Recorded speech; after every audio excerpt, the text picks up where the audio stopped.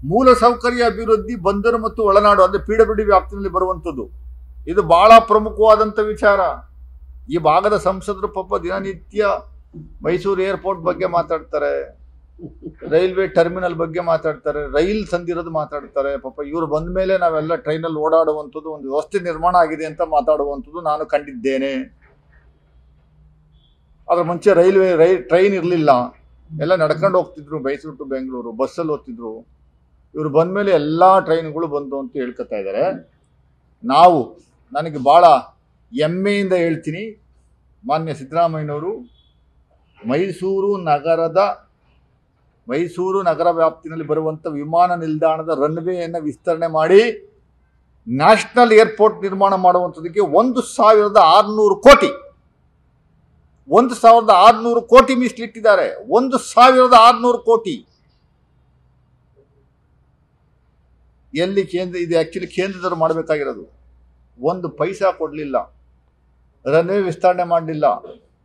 ಉಡಾನ್ ಯೋಜನೆ ಅಡಿನಲ್ಲಿ ಎಲ್ಲ ಜಿಲ್ಲೆಗಳಿಗೆ ಏರೋಪ್ಲೇನ್ ಬಿಡ್ತೀವಿ ಅಂದ್ರು.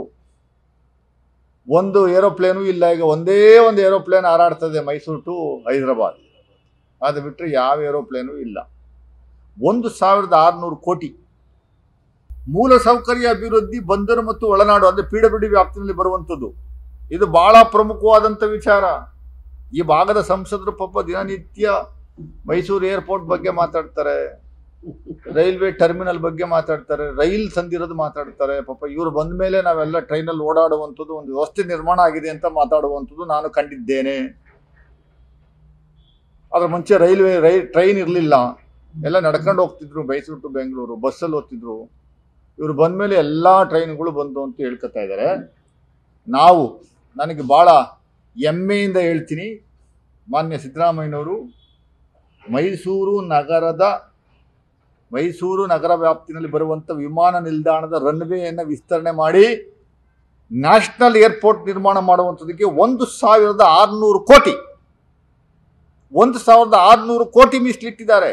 1,600 ಕೋಟಿ ಎಲ್ಲಿ ಇದು ಆಕ್ಚುಲಿ ಕೇಂದ್ರದವರು ಮಾಡಬೇಕಾಗಿರೋದು. ಒಂದು ಪೈಸಾ ಕೊಡಲಿಲ್ಲ, ರನ್ವೇ ವಿಸ್ತರಣೆ ಮಾಡಲಿಲ್ಲ. ಉಡಾನ್ ಯೋಜನೆ ಅಡಿನಲ್ಲಿ ಎಲ್ಲ ಜಿಲ್ಲೆಗಳಿಗೆ ಏರೋಪ್ಲೇನ್ ಬಿಡ್ತೀವಿ ಅಂದ್ರು. ಒಂದು ಏರೋಪ್ಲೇನು ಇಲ್ಲ. ಈಗ ಒಂದೇ ಒಂದು ಏರೋಪ್ಲೇನ್ ಹಾರಾಡ್ತದೆ ಮೈಸೂರು ಟು ಹೈದರಾಬಾದ್. ಅದು ಬಿಟ್ಟರೆ ಯಾವ ಏರೋಪ್ಲೇನು ಇಲ್ಲ.